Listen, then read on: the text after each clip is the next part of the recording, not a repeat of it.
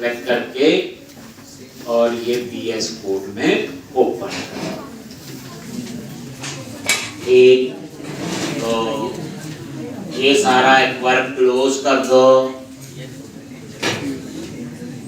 और ये रन भी कर लेते हैं प्रोजेक्ट को साथ में। लो जी, एक कमांड प्रॉम्प्ट है, चूज कर लिया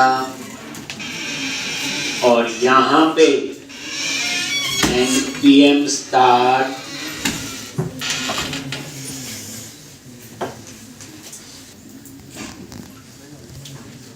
ये आप हमारा चल रहा है कि नहीं, स्लैश क्या था, अगर हम URL में कुछ ना लिखे तो भी होम पे जाए, वो भी लिख लेते हैं ना वहां पे ना। राउटिंग के लिए क्या किया था कल पहले, ये लो जी src app.js ये लिखा था। रेक्ट राउटर डॉम नाम का पैकेज इंस्टॉल हुआ। अगर आपका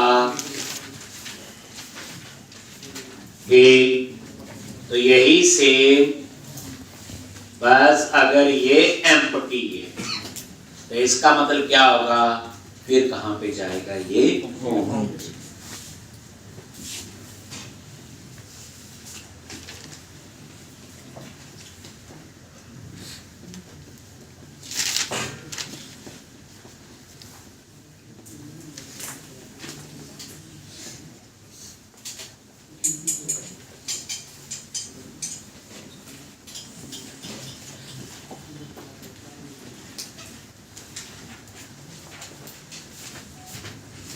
अगर ये पाथ एम्प्टी है तो कहां जाएगा ये, ठीक।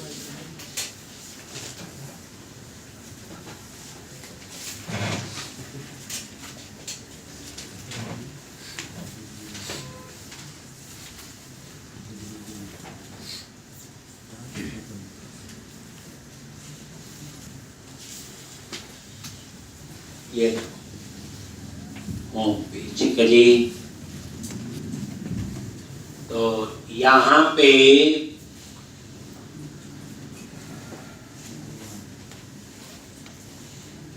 तो कुछ नहीं लिया तो होम पेज आ गया, तो ये तो चल रहा था। अब हमने कल क्या किया था, ऊपर नेविगेशन बार चाहिए, ये समझ आ गया ना। पाथ एम्प्टी है तो कहां जाएगा, होम। अगर URL में कुछ नहीं दिया तो बाय डिफॉल्ट होम, यही हुआ इसका मीनिंग। अब यहां पे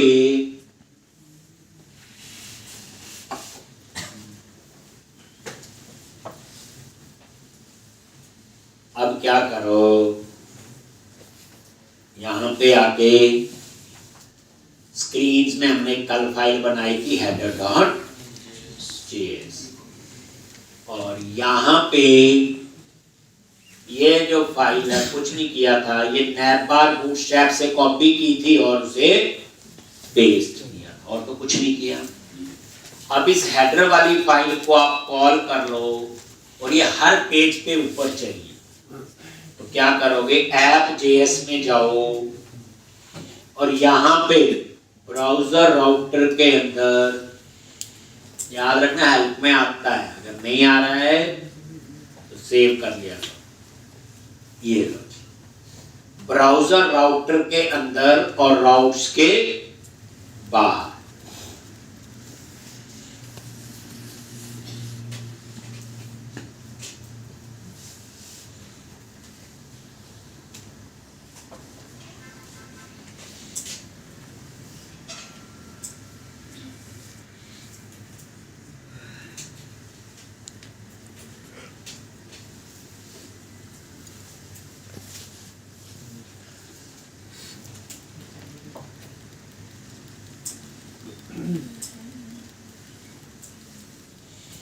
एक। अब ये देखो,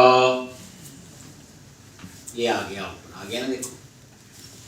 अब इसको ठीक करेंगे, ये नैपबार हटा देंगे, ये होम, अबाउट, कॉन्टैक्ट, सपोर्ट और इनपुट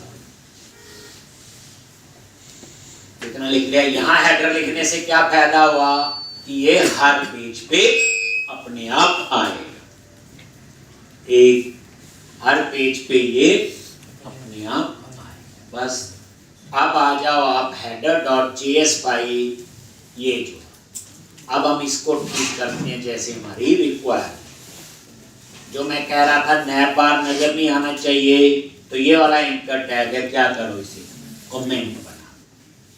ठीक, ये लो जी, जैसे कमेंट बनाया और ये देखो अपने आप नैब बार आगे से हट गया। अब आप होम पे क्लिक में होम पे जाना है, तो अब इसी के नीचे आ जाओ, ये लो जी, जो जरूरत होगी वही चेंज करेंगे। अब ये तो एंकर टैग बना दिया था कमेंट, और ये देखो कहीं लिखा होगा, ये वही है होम जहां लिखा हुआ, ये वही अनसॉर्टेड लिस्ट बोलते हैं इसको, बुलर शॉर्ट नंबरिंग के लिए।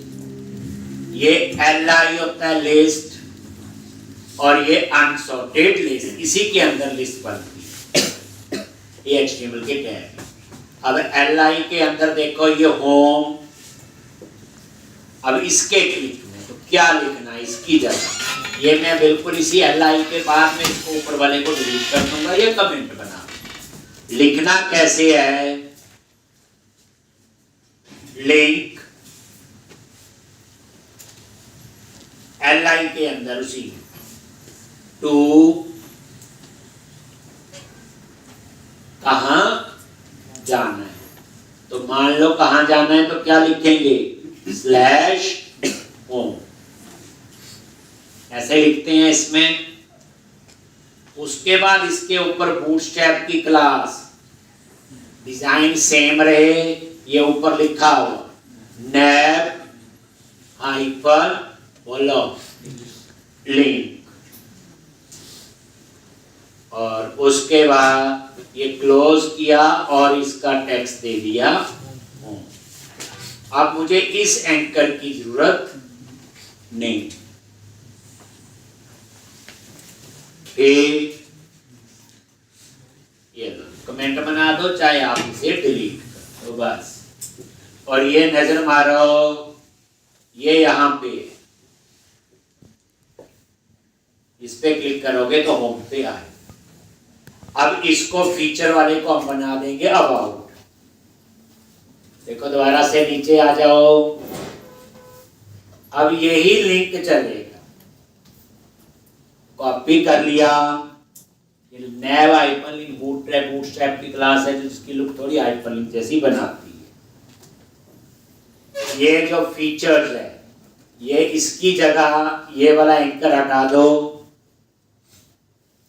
और यहां पे ये कर दिया, और यहां पे क्या करना है बोलो अबाउट, और ये अबाउट अस,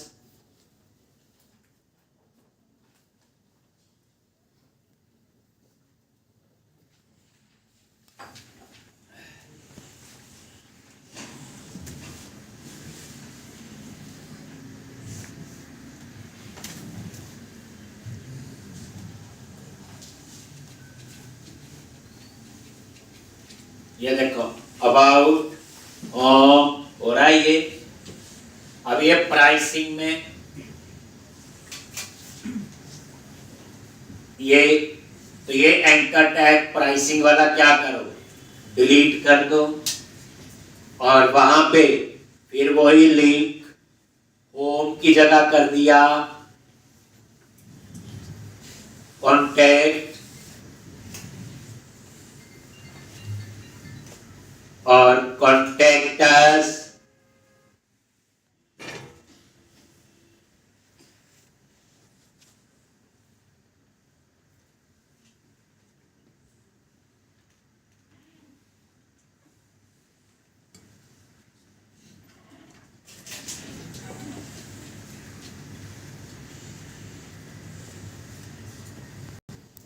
एंकर टैग हटा दो,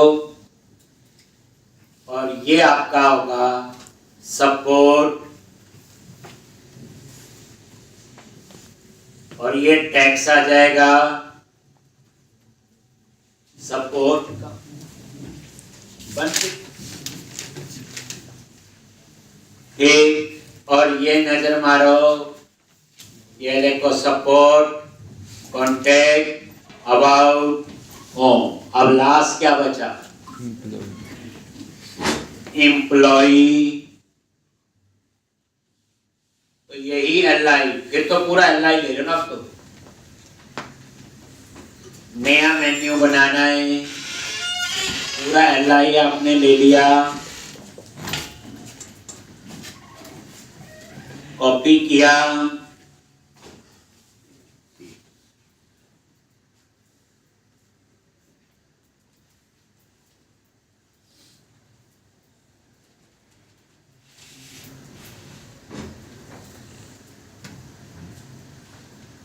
और यहां पे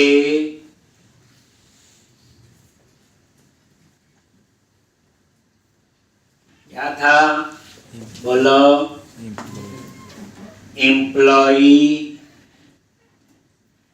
और यहां पे एम्प्लॉय।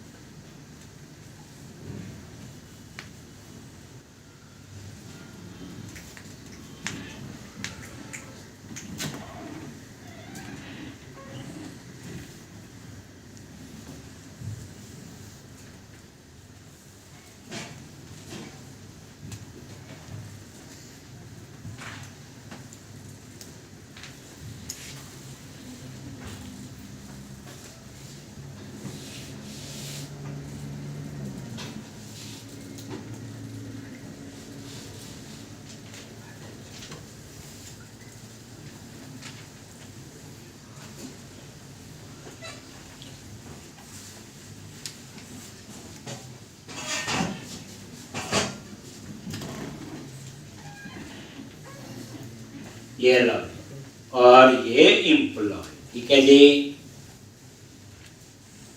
अब हमने एम्प्लॉय वाला पेज का डिजाइन बनाना है। देखो फ्रंट एंड का काम तो सिर्फ डिजाइन ही होता, और क्या है। तो ये देखो,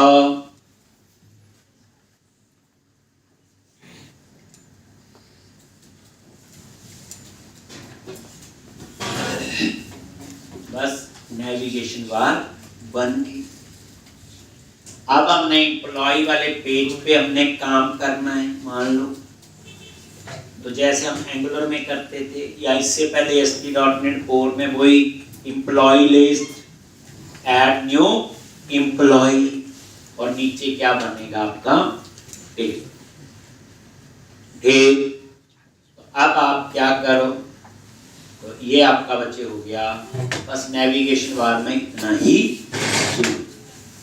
कर लोगे। ये header.js आपकी फाइल। अब क्या करो, employee.js,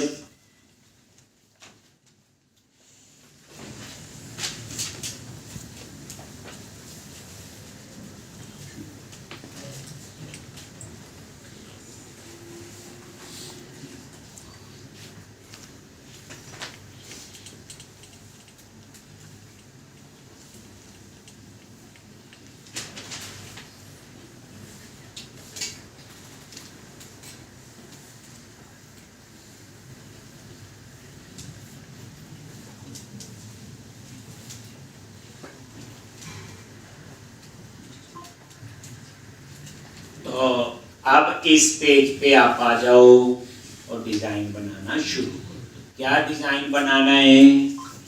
तो ये तो अभी रहने दो एम्प्लॉय पेज, इसकी जगह क्या लगाते हैं हम लोग?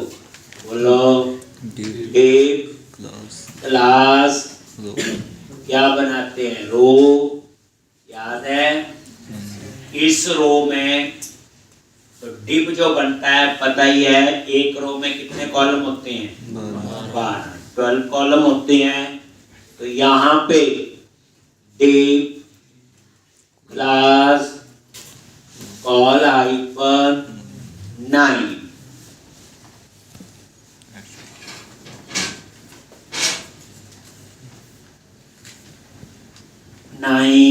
और H2, और ये हेडिंग दे दिया यहाँ पे एम्प्लॉइज लिस्ट, और ये देखो क्लास कौन सी, टैक्स हाइपर प्राइमरी। तो एक रो में 12 कॉलम है, तो 9 कॉलम में हेडिंग, फिर आपके कितने बच गए, 3। तो डिव क्लास कॉल हाइपर 3। इन 3 में आपने बटन लगाना है।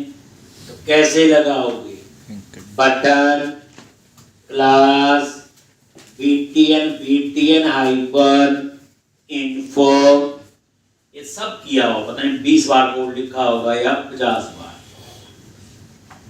इन्फो। और इसके क्लिक में कहाँ जाना है, याद करो, डेटा हाइपर टारगेट। और यहाँ पे क्या आएगा,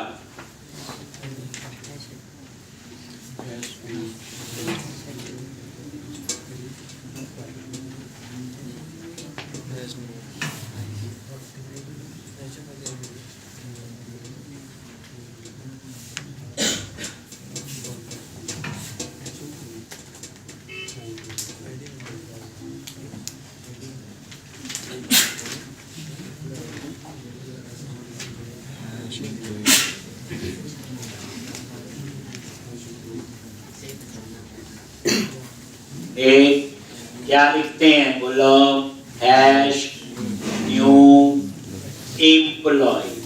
ये हम मॉडल बनाएंगे, अभी बनाया नहीं। उसका आईडी दे दूंगा न्यू एम्प्लॉय, और आईडी से एक्सेस करना हो तो क्या लिखते हैं, हैश लगता है। और डेटा हाइपर टॉगल, और यहाँ पे लिख दिया मॉडल, और ऐड न्यू एम्प्लॉय।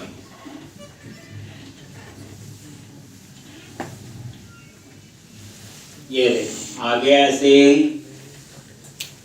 पहली बात है, एम्प्लॉय लिस्ट थोड़ा यहाँ आना चाहिए साइड में, तो थोड़ा सा हम ऐसे कर लेते हैं। ये लो जी, एक तो रो में बॉर्डर दे देते हैं, ठीक, क्या दे देते हैं, बॉर्डर। बॉर्डर में थोड़ा गैप आ जाए तो पैडिंग दे दी और मार्जिन दे दी। इससे देखोगे अभी एक बॉर्डर नजर आ गया, आगे नहीं आ गया, और ये पैडिंग मार्जिन ये ऊपर जगह छोड़ दी। अब ये लेफ्ट पे आना चाहिए, एम्प्लॉय लिस्ट। तो क्या से करोगे, यहाँ पे लिख लो टैक्स हाइपर लेफ्ट, और जैसे आपने ये लिखा वो लेफ्ट में आ गया। ये पूरा नजर आ जाना चाहिए। तो क्या लिखते हैं, बटन क्लास, और यहाँ पे बॉब हाइपर कंट्रोल सारा पड़ा हुआ, और ये देखो पूरे पे आ जाएगा बटन, ठीक। तो ये आपका डिजाइन बन गया। ये आप एक बार नजर मार लो, लिख लो जो भी है, ठीक।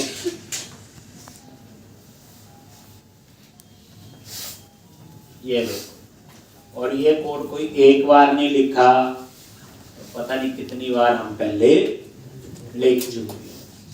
अब इसके बाद नीचे हम एक HTML का टेबल बनाएंगे जहां एम्प्लॉय की इंफॉर्मेशन को डिस्प्ले करें। लो जी, ये वही, तो ये डिव यहां शुरू हुआ और वो यहां पे खत्म हो गया, ठीक। अब उसके बाद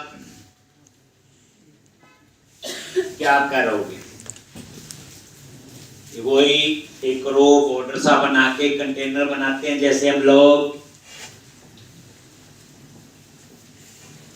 ये क्या लिखेंगे, यहाँ लास्ट में ये डिव क्लोज है, उसके बाद और फ्रेगमेंट के अंदर क्या लिखना है बच्चे, डिव क्लास रो बॉर्डर दे दी पैडिंग भी दे दिया और मार्जिन, ताकि थोड़ा सा गैप आए।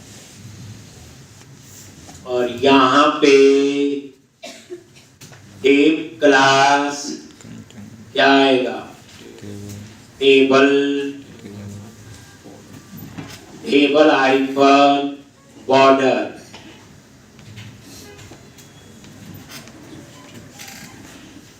Table hyphen stripe, table hyphen active, active.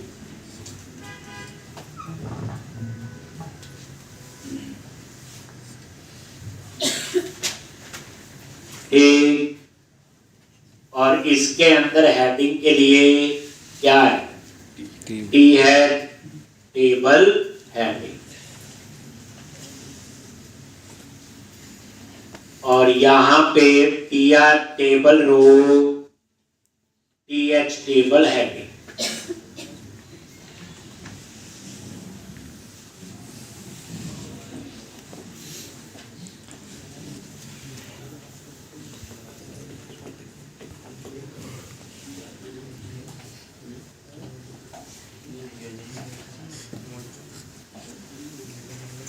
और यहाँ पे नेम, ये हेडिंग दे दिया नेम के लिए।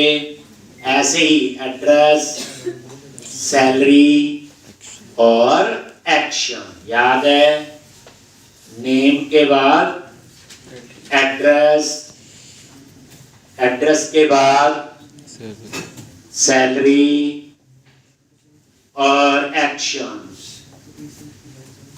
इसमें एडिट और उसके बटन आएंगे डिलीट के, याद ही है। एक बार ये नजर मारो, ये क्या हुआ, टेबल की जगह टेबल, ये ठीक। और यहाँ पे भी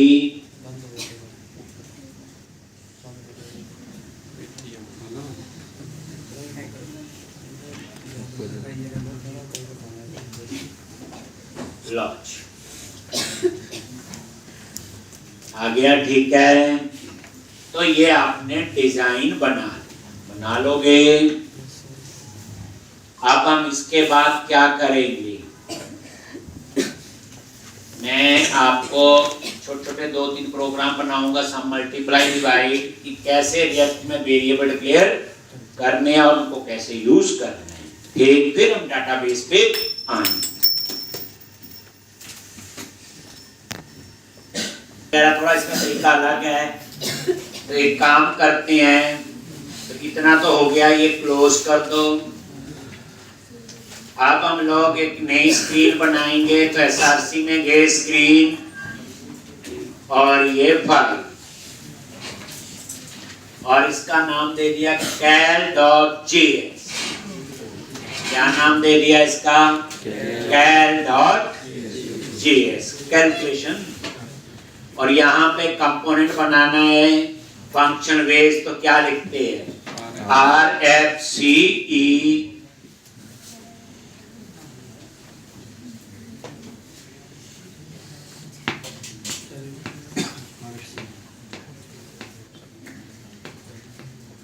एक।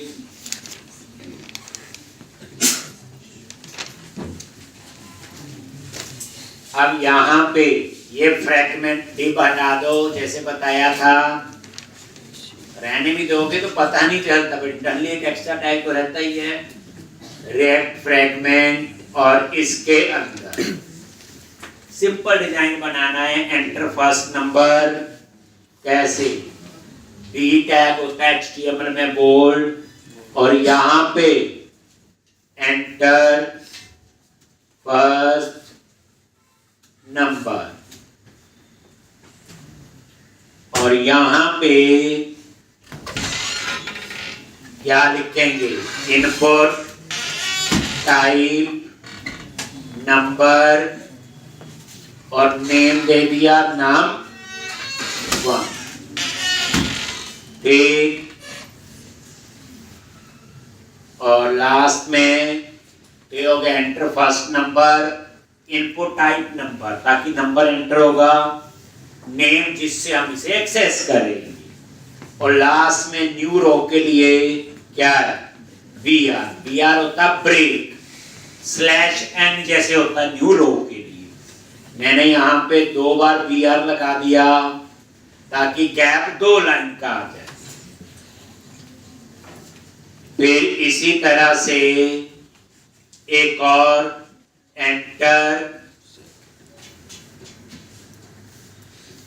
सेकेंड नंबर, और यहां पे num2, और यहां पे रिजल्ट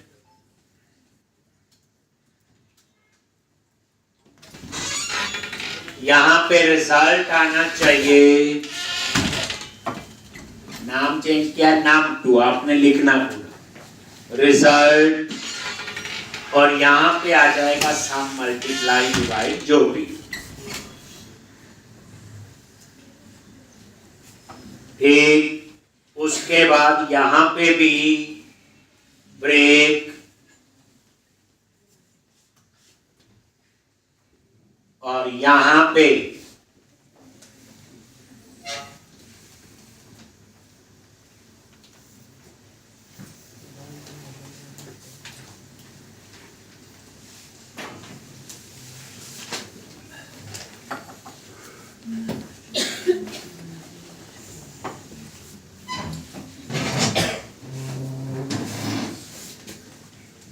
BR करता ना न्यू रो के लिए, 2 बार 2 लाइन के गैप छोड़ देगा। अब 3 बटन लगाने हैं, 3 4 सम मल्टीप्लाई डिवाइड, तो बटन ये लो जी, क्लास BTN, बटन के लिए कौन सी होती है, BTN, टेक्स्ट के लिए टेक्स्ट होता है, और यहां पे ये बटन हो गया सम। ठीक इसी तरह से 4 बटन लगाने, ये इन्फो, प्राइमरी, बस BTN है, बाकी तो सेम है, सम मल्टीप्लाई, और यहां पे सक्सेस डिवाइड, डेंजर, क्लियर।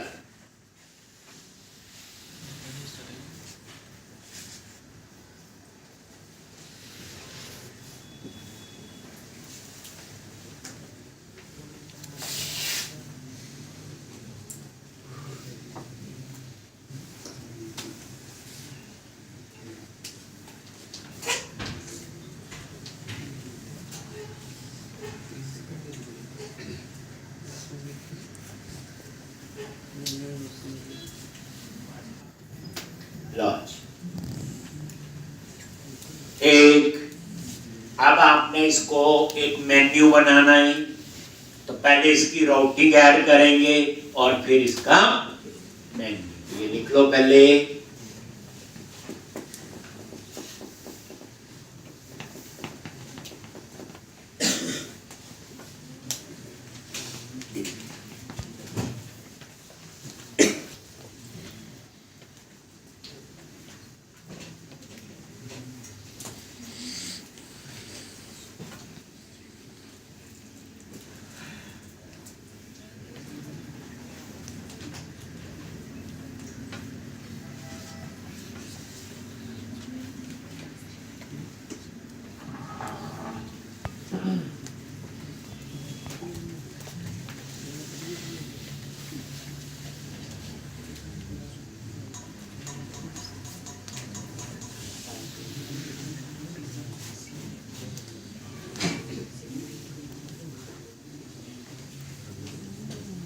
एक, अब क्या करो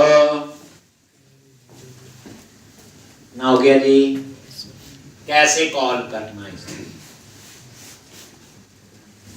तो पहले app.js में जाओ, एक नया राउट ऐड करो। फिर हम यहाँ पे आते हैं, कहाँ पे गए, app.js, और यहाँ पे जैसे एम्प्लॉय का है वैसे ही एक और, तो URL में लिख दिया कैर और कंपोनेंट का नाम तो कैर।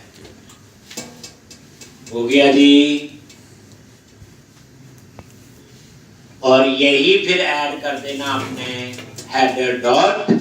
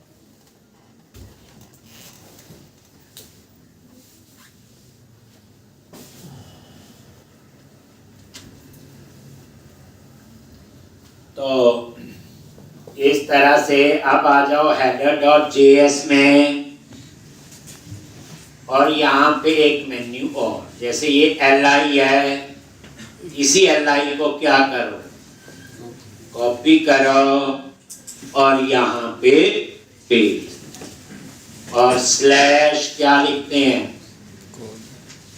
हेल, और यहाँ पे भी टेक्स्ट दे दिया लॉन्च। आप ये डिजाइन में नजर मार लो, ये देखो कैल बना, क्लिक करोगे तो इस पे आ, ये बटन्स में थोड़ा थोड़ा गैप चाहिए, वो हम देखते हैं। पहले ये देख लो li,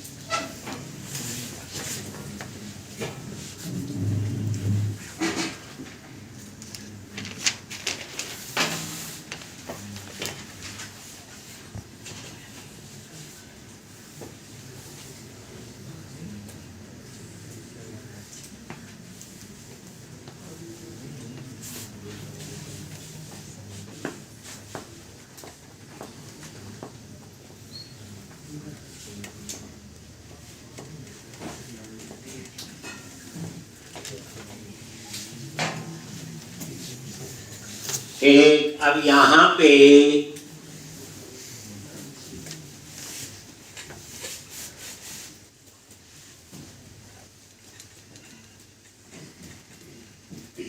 तो ये आपका आ गया, लिख लिया जी।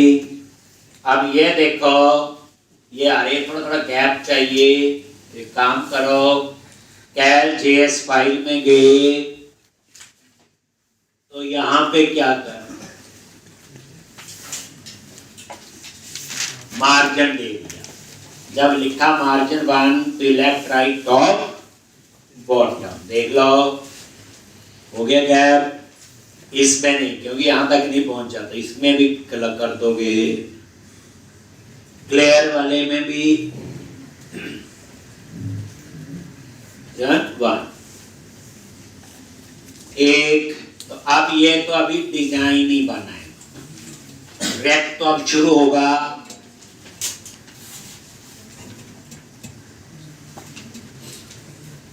तो वेरिएबल डिक्लेयर करने हैं 3, एक फर्स्ट नंबर के लिए, एक सेकंड नंबर के लिए, और एक रिजल्ट के लिए। 3 वेरिएबल हमने अभी डिक्लेयर करने हैं।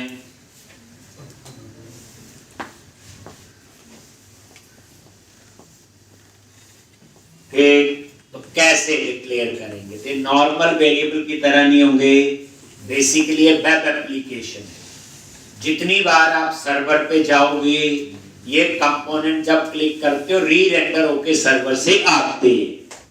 अगर आपने उस पेज पे कोई वेरिएबल दिए होंगे सबका डेटा जो है वो लॉस हो जाता है, क्योंकि वेब पेज को हम क्या कहते हैं, स्टेटलेस पेज।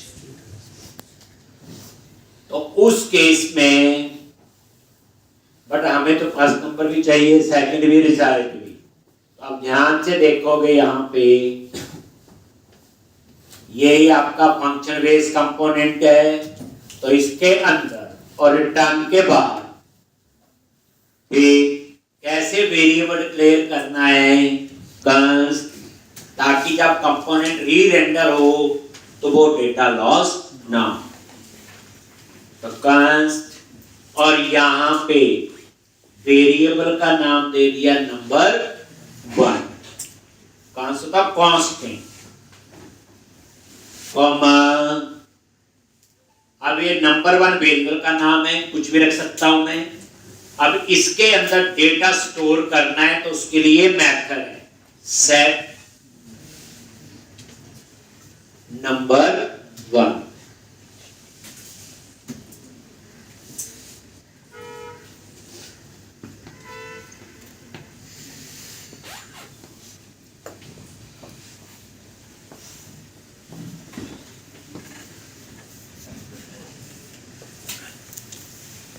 यूज स्टेट,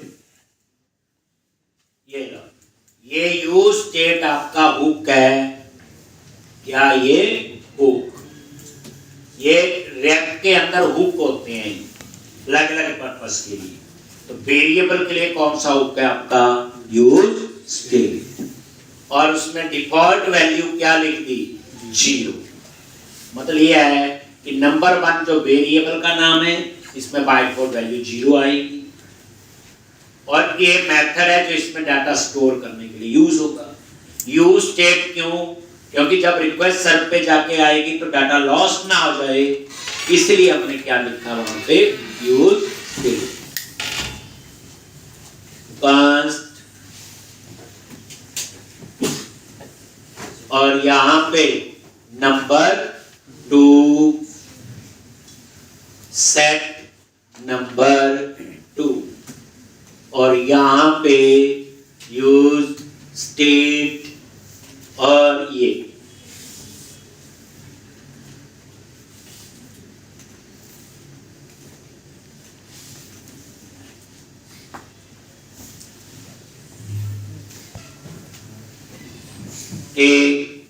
ये दूसरे नंबर के लिए वेरिएबल ले लिया। अब तीसरा लेना है रिजल्ट के लिए। तो क्या करते हो, कंस्ट, और ये आपने रिजल्ट, और मेथड का नेम, ये कोई सेट कीवर्ड नहीं है पर मेथड है तो इसलिए हम लोग ऐसे ही लिख देते हैं, सेट रिजल्ट यूज स्टेट 0।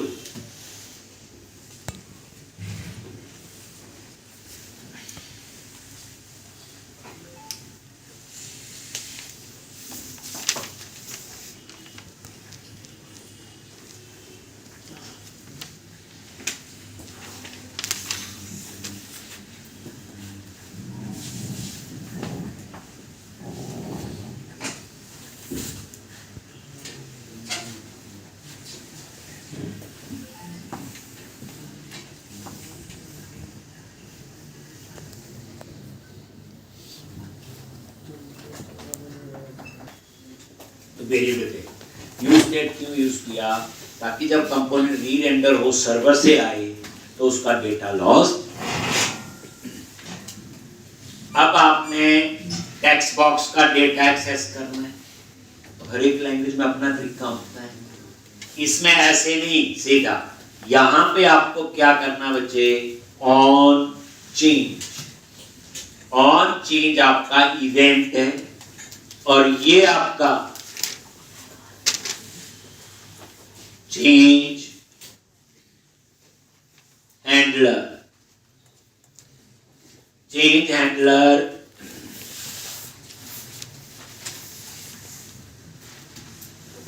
ये आपका मेथड है जो मैं अभी ऊपर बनाऊंगा।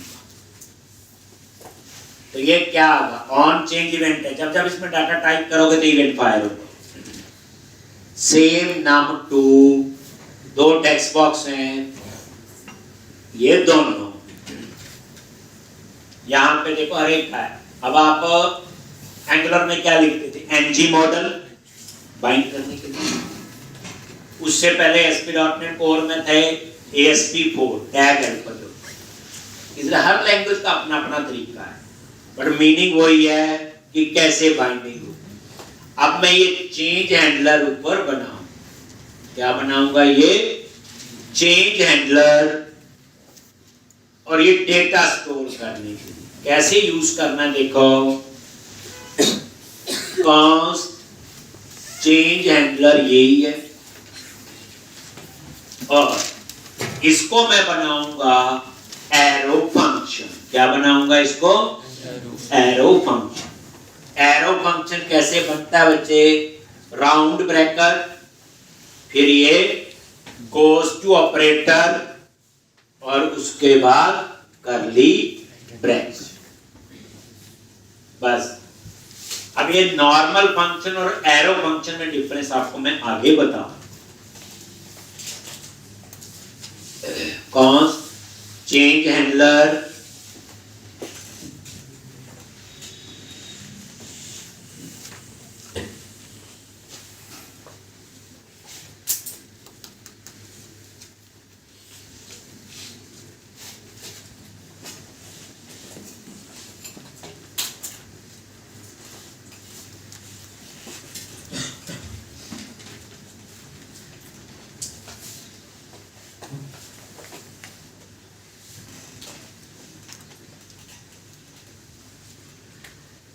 एक, और यहां पे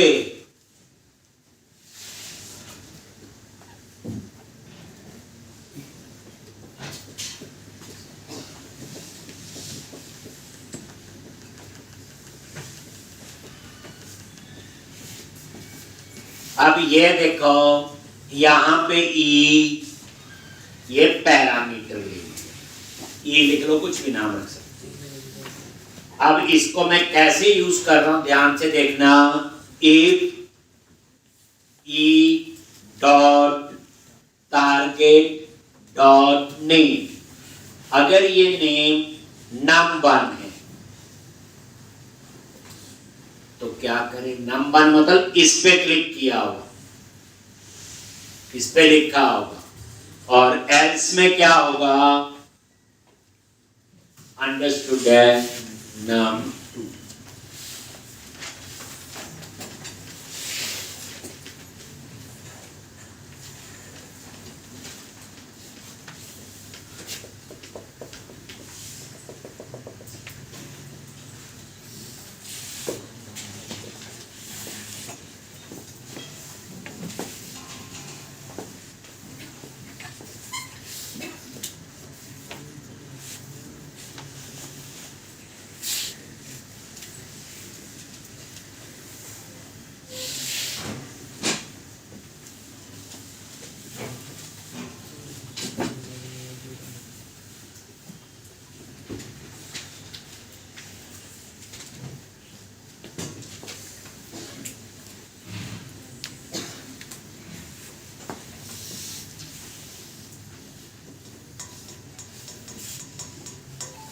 एक num1 और num2, फिर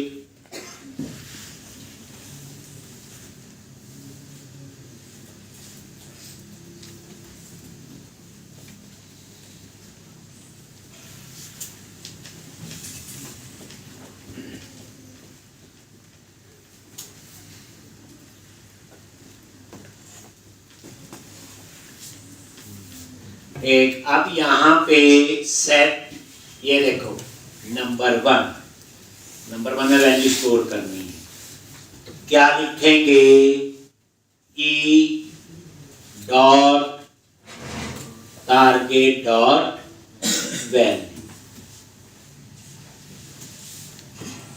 E dot target dot value, और इसी तरह से एल्स में num2 होगा, तो यहां पे सेट नंबर 2, ये है। इस तरह से ये डेटा स्टोर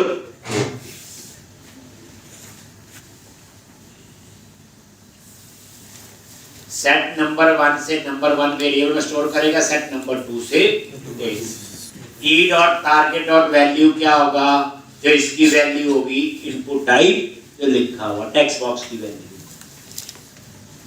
ठीक, अगर आपको ये देखना है कि वैल्यू क्या आ रही है नंबर 1 या नंबर 2 में, तो एक काम करते हैं, चेंज हैंडलर के अंदर जैसे हम प्रिंटअप वगैरह लिख लेते हैं, तो इसके लिए होता है प्रिंट करने के लिए कंसोल डॉट लॉग, और यहां पे ये नंबर 1 इसको प्रिंट कर लिया। और ये देखो, ध्यान से देखना, ये राइट क्लिक, इंस्पेक्ट, और ये कंसोल है जो कंसोल डॉट लॉग यहां प्रिंट करता है आगे, और इसको मैंने क्लियर कर दिया। हो गया जी। अब यहां देखो, मैंने यहां पे लिखा, वो देखो नीचे आ रहा है, जैसे जैसे लिख रहे हो वैसे वैसे ये डाटा आ रहा, देखो। ठीक, तो इस तरह से ये देख लिया हमने प्रिंट कर। कंसोल डॉट लॉग होता है जैसे आपका प्रिंटअप है, इसकी जरूरत नहीं, मैंने वैसे बताना था, प्रिंटअप जैसे होता है नंबर 1 या नंबर 2 को प्रिंट कर। तो कंक्लूजन में अब इस नंबर 1 और नंबर 2 में डाटा आ गया। अब उसके बाद हम क्या करेंगे, सम, मल्टीप्लाई, डिवाइड और क्लियर। तो पहले आप इतना कर लो, मेरे ख्याल से कल हम लोग इसमें आगे